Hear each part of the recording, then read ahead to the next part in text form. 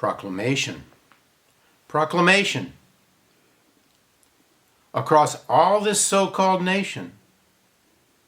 This ain't no nation. It's a hallucination. Let's burn the flags of all nations. Let's burn the flags of all nations. No more nation states. No more patriotism. Try it. You'll like it. Welcome to the post-national future, coming sooner than you think. Because we've had enough of endless statements like this one by India's environment minister, national interest trumps all else. Or this one by the president of Turkey, no one should test the power of the state. But why not test the power of the state?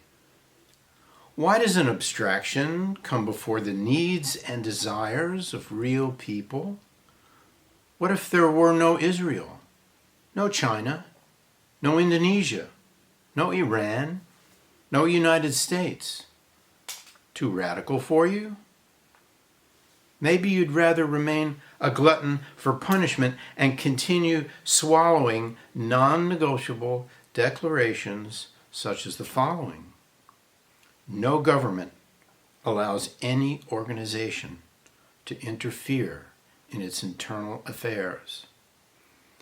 This exact same phrase leaking out of the mouths of 6,733 nation-state lackeys since the beginning of patriarchal history. But nation-states are not the same as people. Mayans or Amazonians or Tibetans will get along perfectly well without artificial nation-states to define them, because people don't wage war, governments do. War presenting itself as necessary for self-preservation when in fact it's necessary for self-glorification. Cultural identity was stolen by the nation-state. It existed long before the nation-state. Cultural identity is who we really are. We don't need nation-states. The modern nation-state is only 400 years old. And what do nation-states do? They outlaw the teaching of indigenous languages, threaten the survival of ethnic identities. They shut the door on our original past, erasing cultural difference, homogenizing everything for the benefit of the corporate state. The truth of the matter, nationalism is a dead end. The nation-state is a criminal enterprise. Patriotism is a trick. And as long as we identify with nation-states, we know ourselves only by what we oppose, not by who we are. And who are we? For a few years, we're alive on this planet. Same heart, same mind, same eyes. Or do you keep turning a blind eye to developments such as the following? A Botswana judge ruling that Bushmen who return to their ancestral lands in the central Kalahari Game Reserve are not allowed to drill wells for water, meaning they have to walk up to 100 kilometers to fetch water in one of the driest places on earth, while tourists who stay at the new tourist lodge on the reserve enjoy the use of swimming pool and bar, and Gem Diamond's planned mine there will be free to take all the water it needs on condition none is given to the Bushmen. Bushman spokesman Jumanda Gakelboni: if we don't have water, how are we expected to live? That is, how are they expected to live cut off from their immemorial life as hunters and gatherers and herded into camps, rife with alcoholism and violence? While aside from two tin-horn companies, guess who profits from this crime? Those at the helm of Botswana's nation-state. No human illegal, no more national borders, generated out of fear, out of a total failure of trust, arbitrary fictions laid down on a landscape, borders which in reality don't exist. And if you believe they exist, tell me, what of all those who came before, swearing fealty to other flags at the cost of their lives? Down through history, conquerors, pillagers, colonizers, criminals. Who are we to claim any land as ours? Go back far enough, and we're all non-native species. We are all exotic reptiles, loose in a Florida of our own devising. Go back far enough, and everyone is illegal. Let's burn the flags of all nations. Release the stranglehold of the nation state, cloud cover for demagogues and racists, for America firsters, or Russia firsters, etc. What are they afraid of? That they'll melt into all us other humans? But like it or not, that's exactly what's happening. Reality of the internet. Everyone alive today. No fixed location. Floating in space, just like the planet. No more nation states benefiting those in power, mimicking individual egos in combat, battling for vanishing resources, for territory, Lebensraum. Using the sentimental hook of tribal identification to maintain order, the United States of America, a rank hallucination. Russia, Myanmar, Nigeria, you name it, hallucinations generated for profit and control, for suppression of the human spirit. But the human spirit knows no boundaries, no ID cards, no cradle-to-grave oversight. When we step outside the trance and walk among the trees, listen to the birds, do we think they belong to something called the US of A? Do they fall in line behind Old Glory? And around the globe, hundreds of Old Glories, each defended to the death, tears streaming down the faces of patriots who drop their flag only to pick up a weapon and murder those unlucky enough to be carrying a different flag. Yes, it's against the law to burn the flag in how many nation states around the world? 193 members, states of the United Nations. From Afghanistan, when will we ever learn, to Zimbabwe, the less said the better. Outmoded nationalism, we're outgrowing it. No more electrified fences lit by floodlights of paranoia. No more making the nation state safe for surveillance. And nationalism's obvious insanity.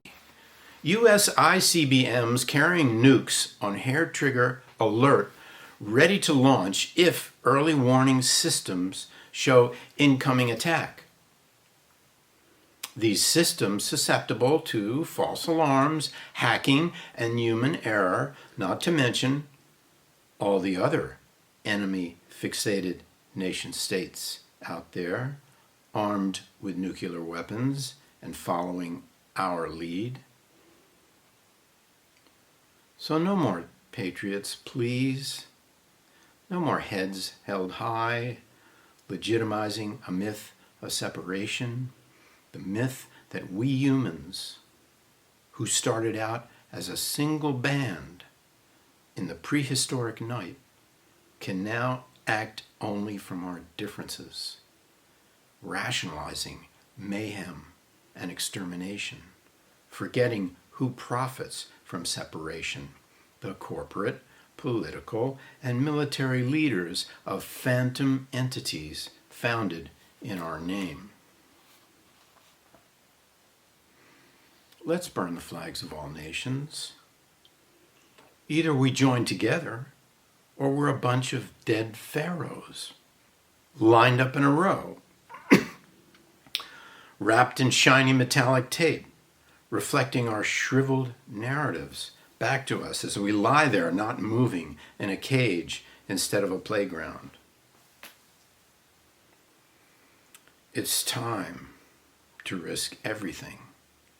Open the gates, tear down the fences, roam wherever we like, along rivers and mountains without end, because we ourselves are those rivers and mountains. No human illegal. Syrians, Iraqis, Ethiopians, Mexicans, Guatemalans, let them come.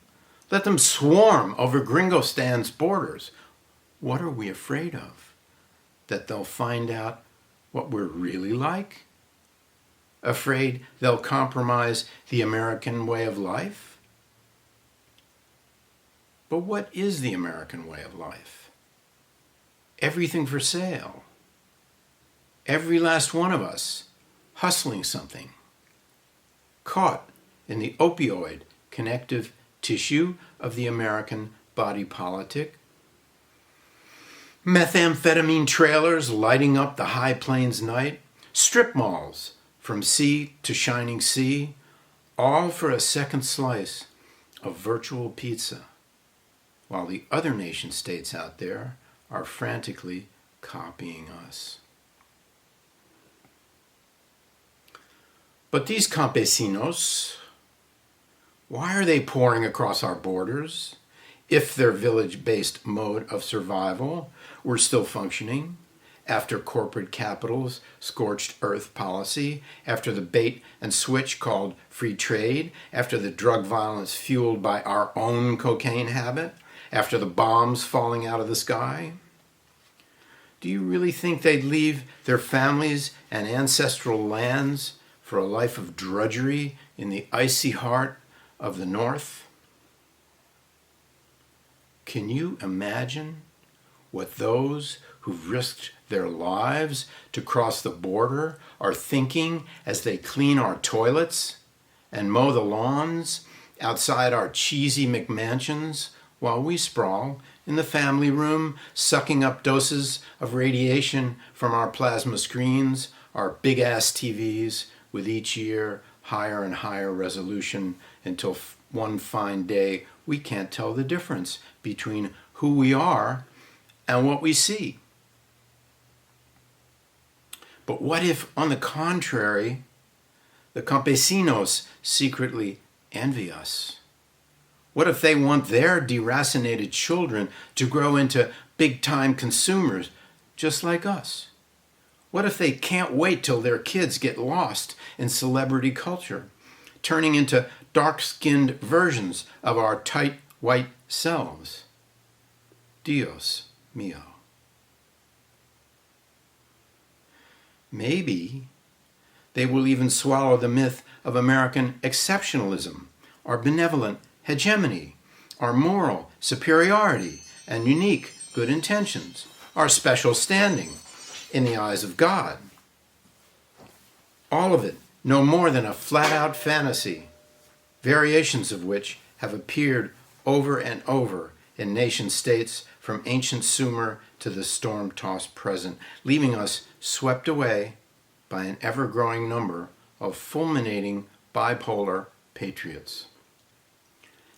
And democracy, our claim to fame. Time for a reality check. In this post-truth era, voting means getting lost in make-believe. Whenever we're more than 10,000 people, approximate size of the polis in ancient Greece, where citizens met one another face to face, knew their strengths and foibles, knew the skeletons in their closets, their families and ancestors. Whereas who represents us now? Holograms assembled by layers of spin doctors and handlers for a Potemkin media village built only to impress. And if you doubt it and have enough pull, approach the leader of any nation state. It doesn't matter what his or her politics are. The only question is, how deep into trance is this person? Wave your hand in front of the face. Watch the eyes light up when you say you'll vote for it. Watch the eyes go cold when you say you won't. Not to mention how the fix is in by means of voter suppression, the 2016 U.S. presidential election skewed by tricks like cross-check, secret purge list accusing 7.2 million blacks and Latinos with similar names of being registered to vote in 2 states, whereupon their names were removed from the voter rolls.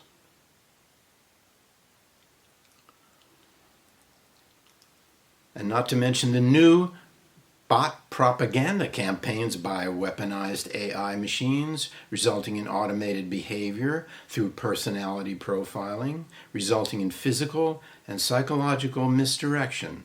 The latest, bright and shiny version of a consensus reality that's been drummed into our heads for centuries.